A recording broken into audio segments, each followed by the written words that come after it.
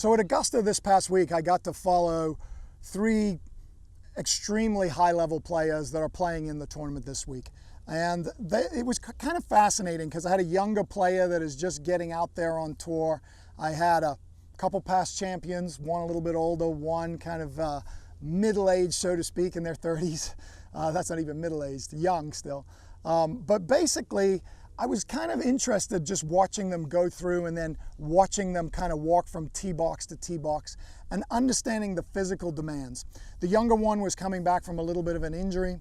The others have been very good players for a long time and are building their careers, and one of them is more in the twilight of their career maybe. And one thing I noticed is that Augusta puts another demand like on any other golf tournament. It's an incredibly undulating golf course. From the 18th green all the way down to Amen Corner is probably about 30 floors of a building. It's that intense. So you're dealing with these huge slopes and variations. You've got uphills like the walk up 8, the walk down 9 and 10, and then you start heading back up from the back 9, and that walk up at 18 is pretty strenuous. Coupled with that, you've got to be really mentally focused this coming week.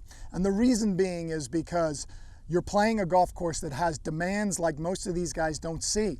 You've got greens that will tell you that the putt goes right to left, but because of the slope of the hill, it goes left to right. You've got putting surfaces that if you miss your spot by a foot, you could be 30 feet away just struggling to make a par or even a bogey. But the way the golf course is set up, the back 9 is really the key.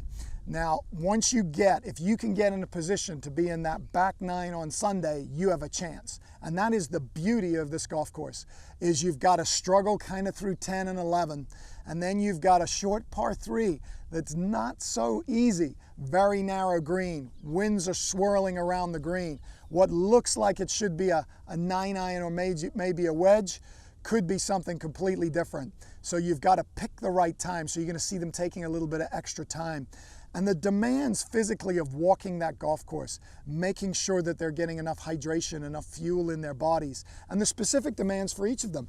So not only do you have to be physically in shape to I think, win at Augusta, but you have to be mentally in shape. You have to make the right decisions. Everybody's going to hit bad shots, but the key is when you do hit a bad shot, you've really got one clear choice, and you must take it.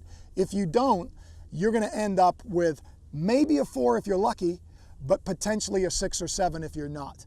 So it's really critical that they're focused, they're sharp, and each one of these individuals are looking at this golf course in what's best for them, making the right decisions for them, making the right club selection for them. And I think it's going to be an amazing week. It always is. But it always comes down to being in position with 9 holes to go. And if you're in position, and I'm talking 3 or 4 shots off the lead, you're still in position, you've got a chance. But you got to get there first. And that means 3 days and a half of grueling, intensive golf that's going to put a demand on their body. And the weather's going to be warm. So they really need to make sure that they're getting enough rest, enough hydration, and enough nutrition.